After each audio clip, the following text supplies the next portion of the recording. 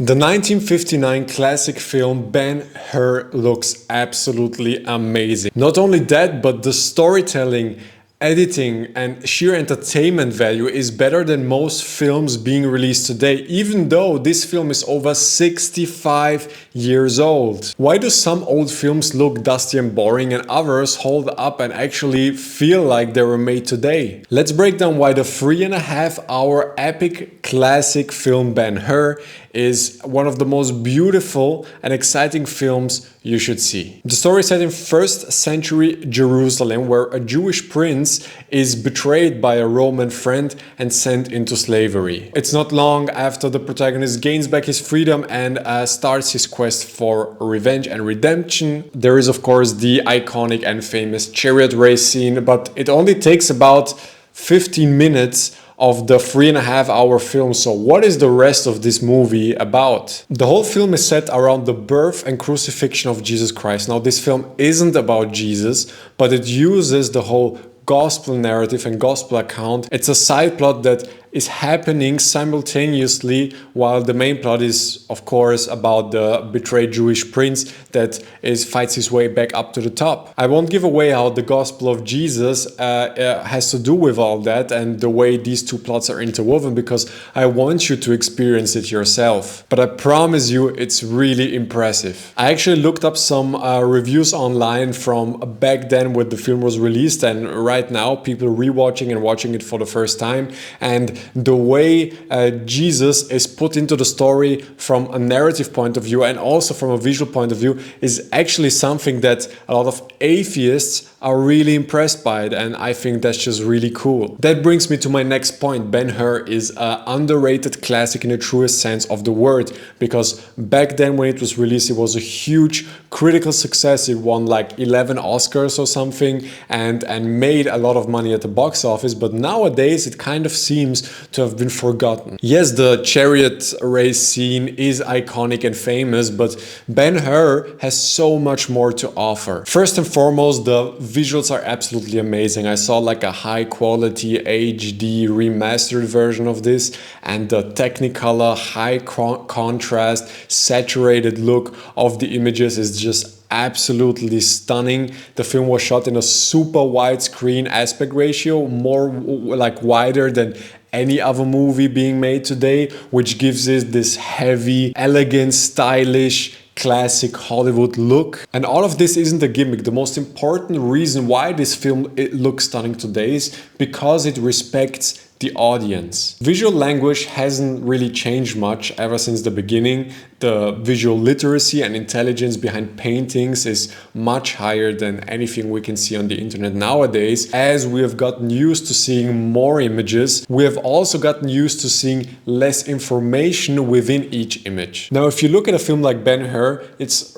not the most innovative film of all time, but the visual slowness, careful composition, and sheer scope is still so incredibly impressive. Seeing hundreds of extras within one shot, seeing compositions that make your eyes move across the screen instead of just being fixed in the middle for hours, and the selective and careful use of close-ups, all of these things make a film feel more real and more impressive. And that's the exact reason why today filmmakers like Christopher Nolan want to shoot as much as they can in camera, because the thing with visual effects is visual effects only look as good as what we can compare them to. So if you're used to a certain technical standard and if the visual effects match that, they will look good to us, but the technical standard moves and gets higher over time, and so does our view of that. And not every film is like a Lord of the Rings film. The visual effects in that film look amazing, but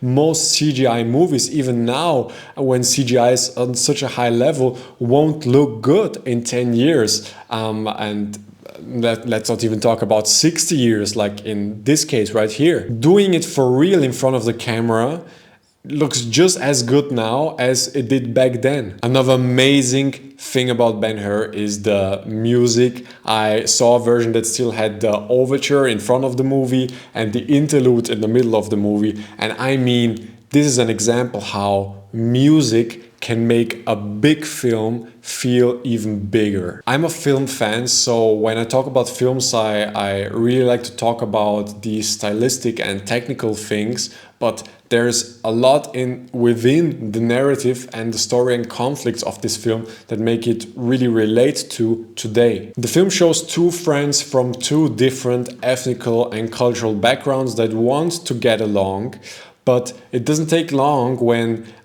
life gets real and they get into conflicts, and when life gets hard, you know, the fundamental values, your fundamental values rise up to the top and results in conflict and results in, you know, everything being political, like right now in culture, even in film culture. And I know that I can't do the film justice by simplifying it in that way, but I think that Ben-Hur uses this conflict in a really smart and poignant way. There is one of my favorite one-liners in the film is, how do you fight an idea, when they were talking about Jesus Christ, and one Roman guy was like, you fight an idea with another idea. I mean, this is just as real today as it was back then. The film probably goes on for 30 more minutes after the big showdown, after the hero finally got what he wanted. I was really confused at first, but then I became really intrigued by how Ben-Hur sticks around to show the aftermath of a big win. How does a hero feel after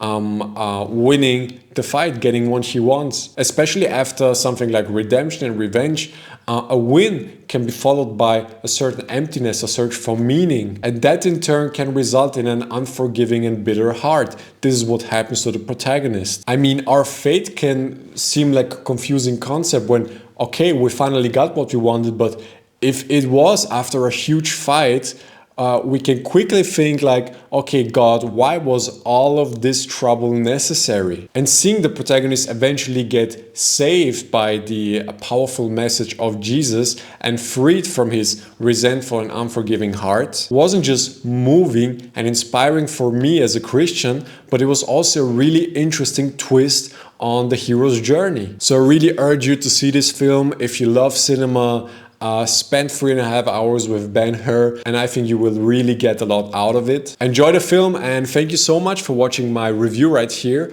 I wish you all a blessed day and hope to have you back in my next video.